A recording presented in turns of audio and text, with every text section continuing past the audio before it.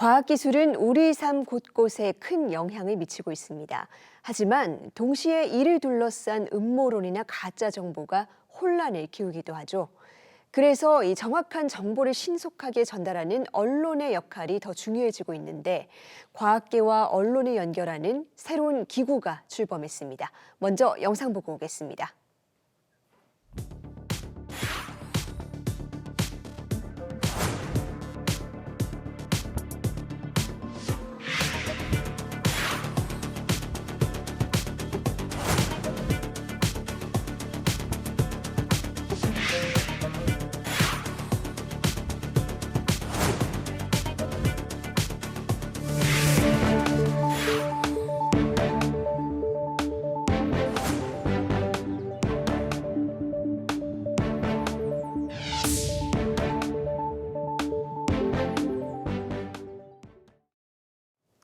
네, 한국형 사이언스 미디어 센터를 표방하면서 신설된 한국과학기술미디어센터의 역할과 과제, 이근영 센터장에게 직접 자세히 들어보겠습니다. 센터장님 어서 오세요. 네, 안녕하세요.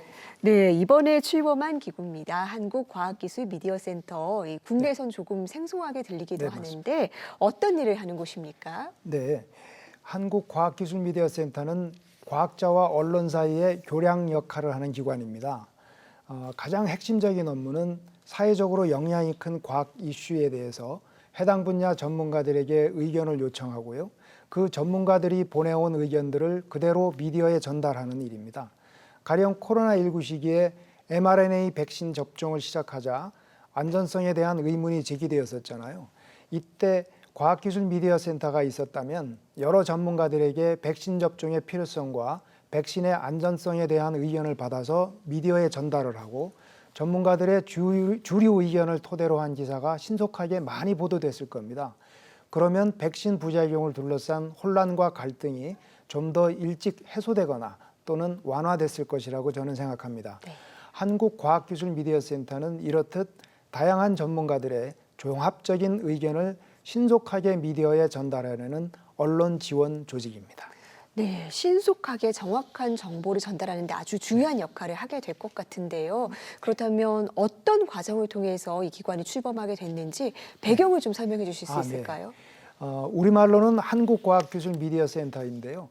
외국에서는 사이언스 미디어 센터로 통용되고 있습니다.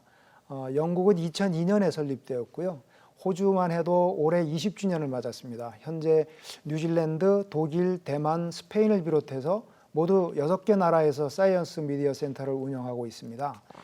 영국에서 처음 사이언스 미디어 센터가 등장한 배경에는 GMO, 광우병, MMR 백신 파동 이런 것들이 있었는데요. 당시에 일부 편향되거나 잘못된 정보, 예를 들어서 MMR 백신이 자폐아를 탄생시킨다 이런 잘못된 정보가 사회적으로 확산이 되어서 큰 혼란이 일어났는데요. 그 배경을 놓고 과학계는 과학자들의 주류 의견이 대중에게 전달되지 않아서 생겼다라는 반성이 나왔고요. 이를 극복하기 위한 방안으로 사이언스 미디어 센터가 고안되었습니다. 우리나라에서도 기억하시겠지만 광우병 사태를 비롯해서 후쿠시마 원전 오염수 문제, 라돈 침대 사건, 코로나19 백신, 초전도체 논란 이러한 과학기술 이슈로 인해서 사회적 혼란이 빈번히 발생하고 있고요. 이로 인한 사회적 비용 또한 만만치 않습니다. 그래서 2년 전부터 언론계와 과학계가 한국에도 사이언스 미디어 센터가 필요하다 이런 데 의견을 모으고 한국과학기술미디어센터 설립을 준비해 왔습니다. 올해 7월에 과학기술정보통신부의 승인을 받아서 비영리 재단법인 등록을 마침으로써 마침내 센터가 문을 열게 된 것이고요. 지난해 우리나라 명목 GDP가 세계 12위였습니다. 네. 또 과학기술 혁신 역량은 5위권으로 평가받고 있고요. 이러한 한국의 국격 또 과학적 평판을 생각한다면 사이언스 미디어 센터 설립이 다소 늦은 감이 있습니다. 이제라도 한국과학기술미디어센터가 설립된 것은 다행스러운 일이 아닐 수 없습니다. 네, 다소 늦은 감이 있다고 하셨지만 정말 의미 있는 출발인 것 같습니다. 그렇다면 그렇습니다. 앞으로 이 센터가 실제로 이 과학계와 언론, 국민들 사이에서 어떤 역할을 하게 될까요? 네. 앞에서도 설명을 드렸습니다만 그 과학기술미디어센터의 주요 업무는 과학자들의 의견을 받아서 미디어에 전달하는 일입니다. 네. 실제로 지난달에 전문가 의견을 받아서 전달하는 서비스를 한번 운영했었는데요. 올해 여름 장마 기간인데도 폭염이 엄청났지 않습니까? 네. 또 폭염 기간인데도 예년에 비해서 강한 폭우가 잦았었고요. 이런 폭염하고 폭우의 원인이 무엇인지, 또 기후변화와 관련이 있는지, 향후에도 계속될지, 이러한 문제에 대해서 기상학자들한테 의견을 받았습니다. 12분의 기상학자가 500자 이내의 의견을 보내주셨고요. 이 의견들을 기상청 출입기자들한테 전달을 했습니다. 7개 언론사가 이들 전문가의 의견을 받아서 인용해서 보도를 했고요.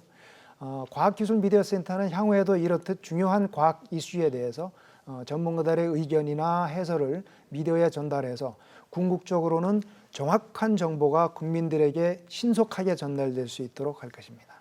네, 그렇군요. 앞서 해외에서는 이미 사이언스 미디어 센터가 네. 운영되고 있다고 하셨는데 그렇다면 우리 과학기술 미디어 센터는 이 해외 센터들과 비교했을 때 어떤 특징을 가질 수 있게 될까요? 네. 예. 각 나라마다 문화적 환경 또 사회적 특성이 다르지만 외국의 사이언스 미디어 센터들은 거의 비슷한 운영 원칙에 따라 운영을 합니다. 네. 앞서 말씀드린 전문가 의견을 미디어에 전달하는 것, 또 전문가들을 초청해서 모아놓고 기자들과 직접 질의응답을 하는 그런 미디어 브리핑, 기자들이 취재할 때 전문가 정보를 제공하는 이러한 일들이 주로 사이언스 미디어 센터들이 하는 업무인데요. 한국과학기술미디어센터도 비슷한 서비스를 할 것입니다. 여기서 사이언스 미디어 센터가 잘 기능하려면 전문가 풀을 잘 구축해야 하거든요. 우리나라는 그 정부 출연령들이 많고요. 네. 또 기초과학연구원도 있고 카이스트 같은 과학기술대학도 많습니다. 네. 거기 홍보 담당자들이 협조를 해주신다면 이 전문가 풀을 굉장히 빠른 시간 안에 구축할 수 있을 것이라고 생각하고요. 아마 그런 점이 한국과학기술미디어센터의 장점이지 않을까 생각합니다. 네. 그런데 이 정부 예산으로 설립된 기관인 만큼 네. 앞으로 독립성과 신뢰성을 네. 지켜나가는 것도 네. 중요한 과제가 될 것 같은데 어떤 네. 계획 갖고 계십니까? 네, 맞습니다. 앞서 말씀드렸던 그 영국 등 6개 나라 사이언스 미디어 센터들은 이 국제 네트워크를 형성해서 서로 협력을 하고 있습니다. 이 국제 네트워크가 사이언스 미디어 센터 네트워크가 가장 중요하게 여기는 것이 독립성이고요. 신뢰성은 독립성에서 나오는 겁니다. 그래서 사이언스 미디어 센터는 정부나 특정 집단 또 기관에 의해서 운영하지는 않고 있고요. 예를 들면 영국의 경우에는 130개, 호주는 80여 개의 후원기관들로부터 기부금을 받아서 운영을 하고 있거든요. 네. 어느 한 기관도 전체 예산의 5%에서 10%를 넘지 못하도록 그런 제한을 또 두고 있습니다. 물론 뉴질랜드 사이언스 미디어 센터는 독특하게 100% 정부 예산으로 운영되고 있긴 합니다. 하지만 뉴질랜드는 사회적 특성 때문에 이 독립성이 아주 잘 지켜지고 있다는 그런 평가를 받고 있고요. 한국과학기술미디어센터도 향후 3년 안에 독립조직으로 성장하기 위해서 과학계 등 사회 여러 분야의 지원을 확보해갈 계획을 가지고 있습니다.